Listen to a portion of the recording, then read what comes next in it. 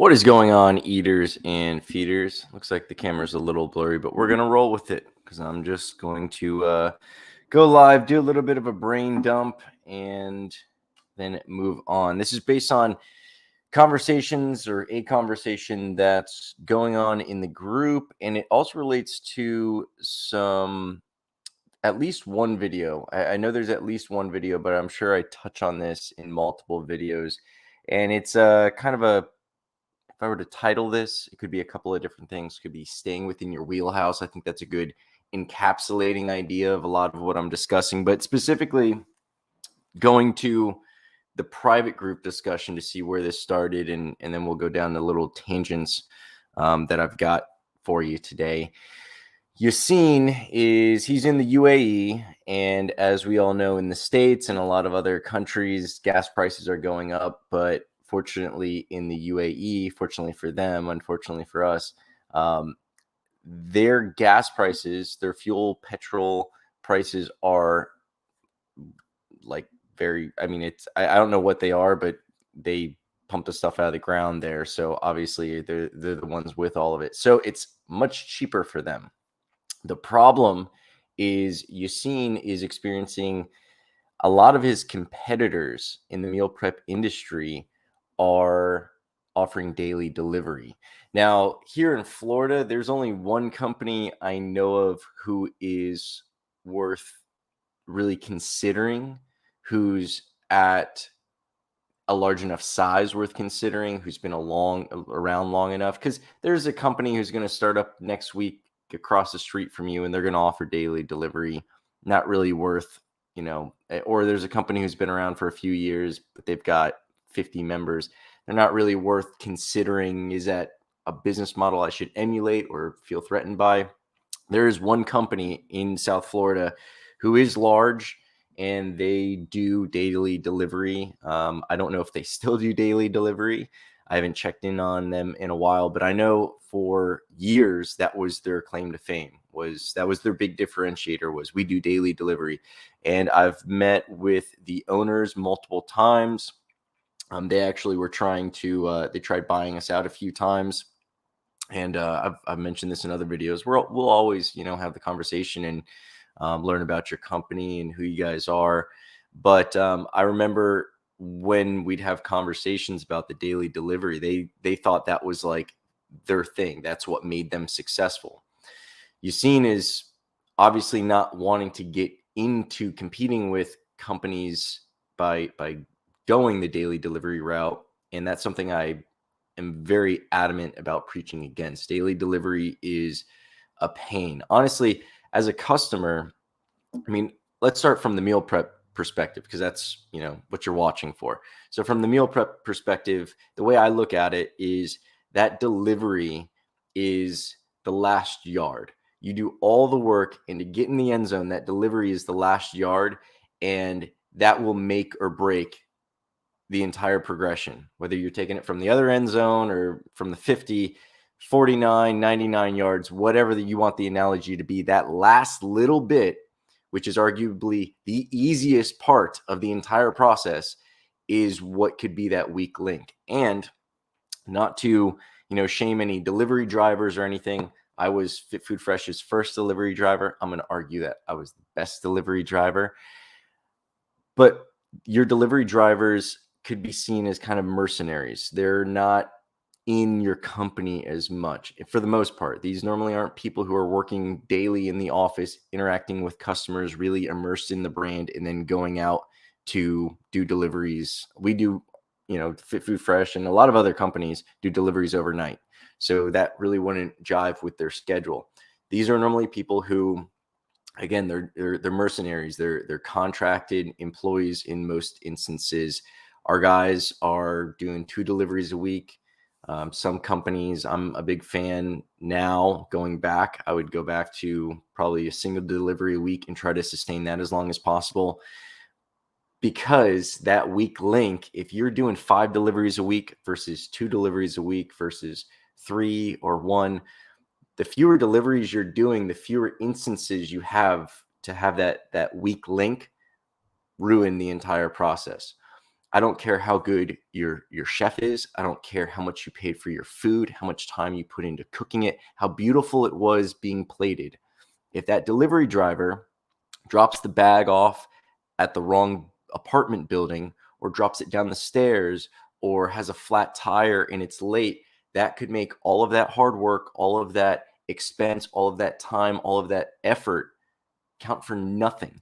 And you'd end up refunding the customer who was expecting that delivery to go flawlessly. So now if you're doing one delivery a week, that's a weekly exposure. If you're doing 5 deliveries a week, that's 5 exposures every single week where that might happen. So I've preached for years 2 deliveries a week is really the most I would do.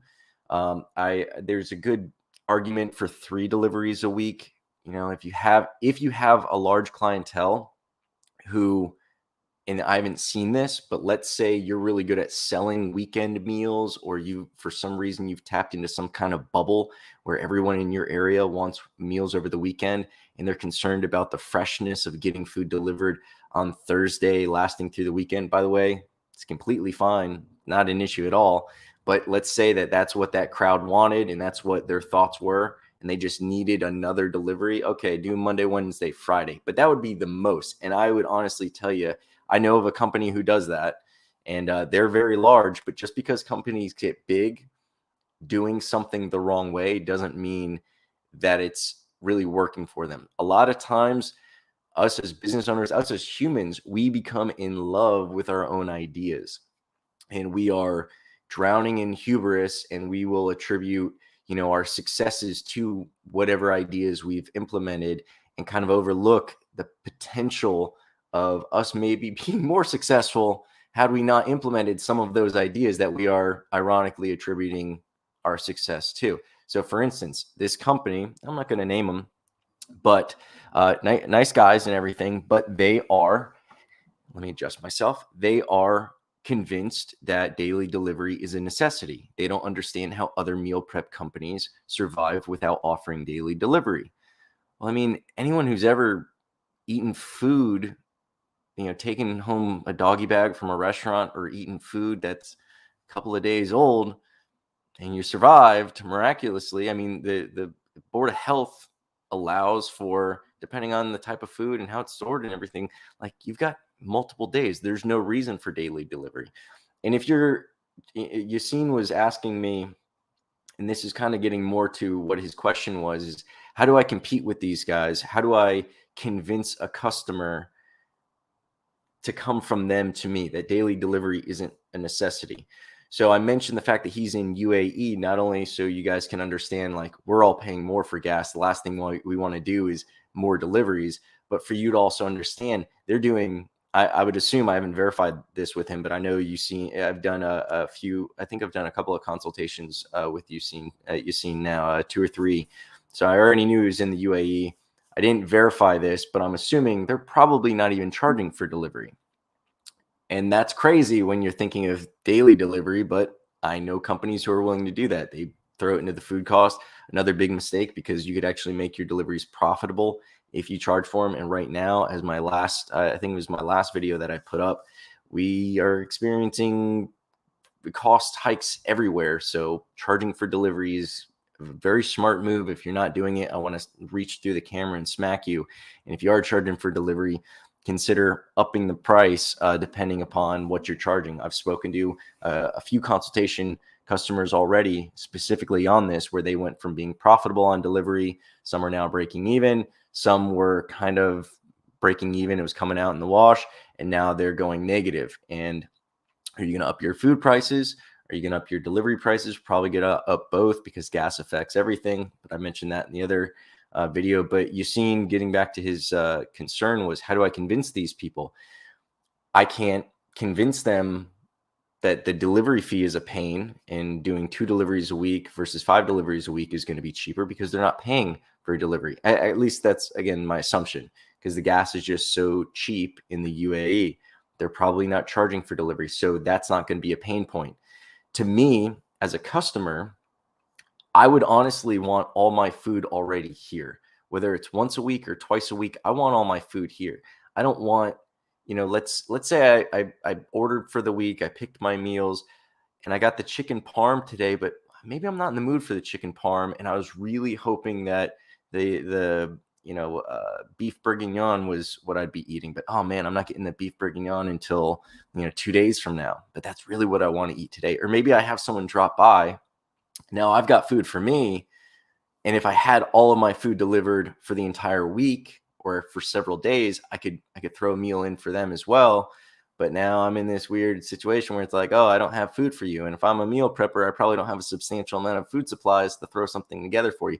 Now, these aren't everyday occurrences, obviously, but these are the kind of things that are just, honestly, as a customer, if you were to say, for free, I could deliver to you just your meals each day, or would you want your meals for several days or an entire week at once? I would, hands down, even if I wasn't paying a difference either way, I would rather have all of my food here. A downside, if I've got a big family, it's taking up a lot of real estate in the refrigerator. So there's a lot of arguments either way. I don't have a big family, so that's not in the front of my mind. What's in the front of my mind is I'm a person whose mood changes based on how many chemicals and what balance of chemicals are going through my brain, whether it's caffeine or dopamine or whatever else. And there's certain food that I want at certain times, and I get certain cravings. And especially if I'm thinking about what I ordered last week, I'm not really thinking like, oh man, I'm not getting that till Thursday and today's Tuesday. What do I got? Oh, it's the chicken parm, which is good. Man, I really want that beef bourguignon. Man, I was really looking forward to that. I wish I was kind of like an adult where I could just pick what I wanted to eat that I just already paid for, but now I got to wait 2 days for it. Like I'm on some kind of a, lunch school or school lunch cafeteria plan. I got to wait for pizza day. So that's another downside. Also, this isn't so much an issue that I experience now, but I remember years ago, I wasn't always sleeping at my house. I was not always sleeping at my house. So if I had to be at the same place every single day to get that delivery of food, otherwise it's sitting out on my doorstep, that's a bit of an inconvenience. Meanwhile, if I knew that I only had to be home Monday morning and Thursday morning, then that's cool. And lets me be a lot more flexible with where I'm staying and waking up and what I'm doing with my week. Same thing for those people who are getting deliveries to their office. That's cool if you never leave the office, but if you've got a meeting or you've got a business trip or something like that, and you're only getting a day's worth of food at a time, and it just reduces your ability to make adjustments to your schedule because you're kind of anchored to that place to receive that delivery. And yeah, maybe your neighbor could pick it up, or your significant other can put it in the fridge for you, or whatever else. So none of these are really convincing sales points, but I'm just being honest. Like, don't fear if you really get a conversation with somebody going about this, don't be afraid to just compete with the daily delivery, because it really isn't that much of a value add.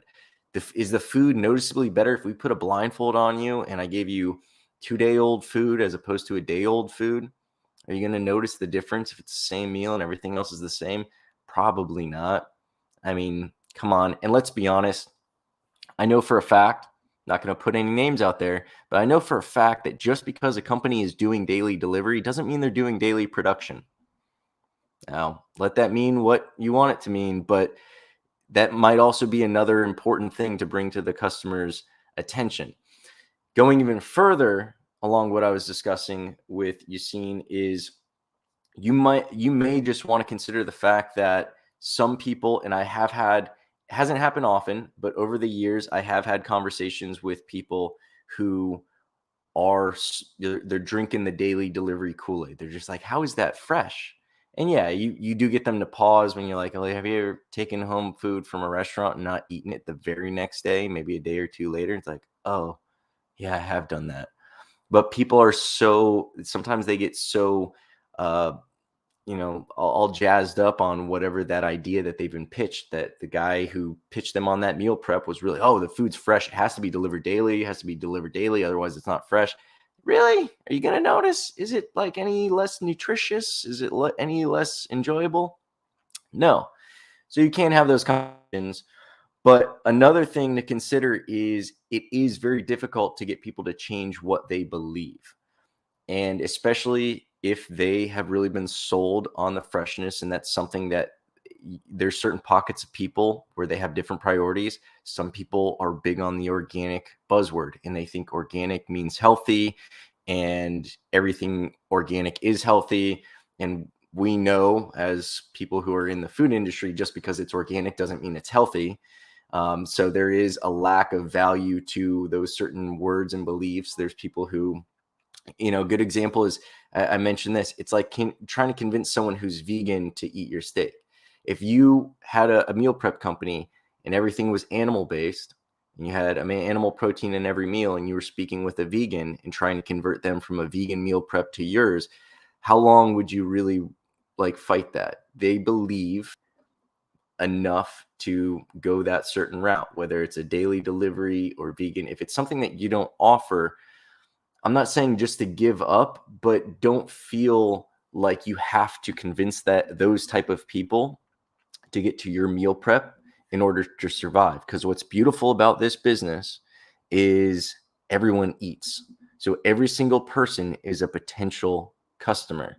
So if you're speaking with somebody and they're already on ABC Meal Prep Company and they do daily delivery, and that's one of the first things the person starts asking about, don't feel you have to really fight them on it. Don't feel you have to convert them. You could ask them questions. And a lot of times there's some negotiation and sales technique tip. Sometimes asking questions and asking for information is more effective at getting someone to change their mind than telling them information. So for instance, Bob says, is your food delivered daily? The meal prep I'm on delivers daily. I like my food fresh. Instead of me saying oh, well, Bob, just because it's delivered daily doesn't mean it's fresh. He's going to maybe identify with his position that feels like an attack on his position. Instead, you could ask, well, do you really think that they're preparing the food daily and cooking it to you? Or do you think that some of that food that's being delivered is maybe from Sunday's production and they just keep it in their coolers until Wednesday? Because I've heard of a lot of meal preps who do that. It's more efficient. Do you really think they have their kitchen team come in every single day to start cooking from scratch? That's not very efficient. And then they got to cook, they got to prep, cook, and plate all in one day, cool the food down. I don't see how they could do that, especially at their scale. They've got 1,000 customers. I don't know. Ask them a question, get them thinking. Bob, have you ever taken home a doggy bag from a restaurant, eaten it a few days later? Yeah. Did you still enjoy it? Yeah. Yeah, it was great. In fact, it was better. I threw it in my air fryer. My wife and I loved it. Yeah, I do that all the time. So, do you really think it's a big difference if I gave you something that you'll eat Wednesday, but it was delivered Monday? Ask them those questions instead of telling them that they're wrong. But again, don't get too wrapped up in the necessity of fighting people or changing their mind. Feel comfortable knowing what your wheelhouse is, what you're good at, what your strengths are. And if that's not for that customer, get an idea of that as soon as possible so you don't waste too much energy and create too much friction and exhaust yourself, because that might be taking away from the next conversation that you're going to have, making you a little bit more dull. And that next conversation might be someone who is not on any meal prep, and they're a lot easier to convert because then you're just selling them on the basics. Whereas pulling someone off of another meal prep company who does something that you don't do, and that's something of value to them. Like I said, they're vegan and you don't do vegan. They are sold on the daily delivery. They're keto and you don't do keto. It's harder to convert those people. So understand they're just not in your wheelhouse. If I had a Bentley, it's a very nice car, and I've used this as an analogy a few times.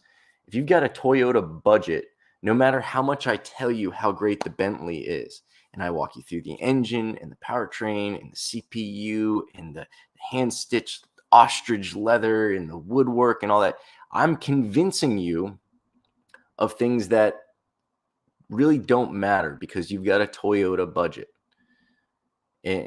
Or a better analogy, if you want a tow truck because you need to tow your boat, I'm not going to make a lot of progress trying to convince you to buy my Corvette, because that's not going to do a good job at towing your boat. Your priority is towing the boat.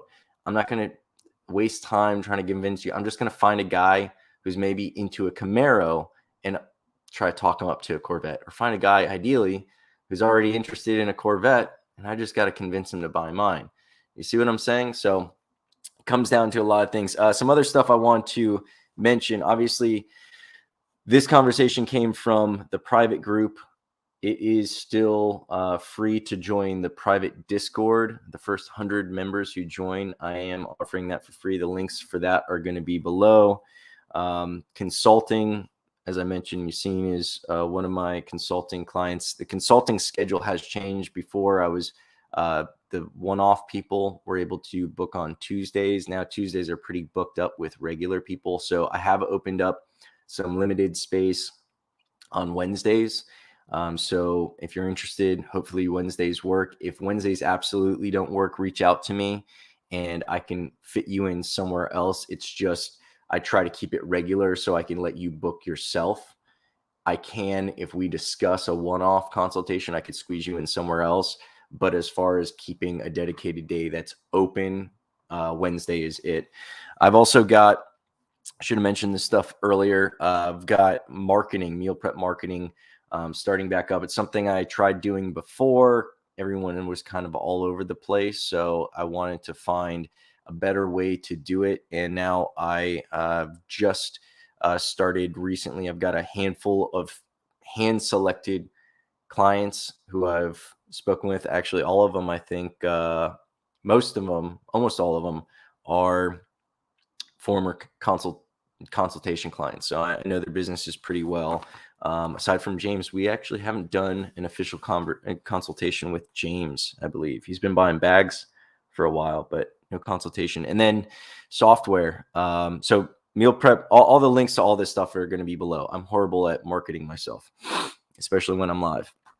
But then also the software, I've got a handful of software options. I say 2.5 because really it'll come down between 2, but it depends on your situation. So we can discuss where you're at, what your needs are. I can give you the pros and cons. Each option has pros and cons, and I will be honest and unbiased about it.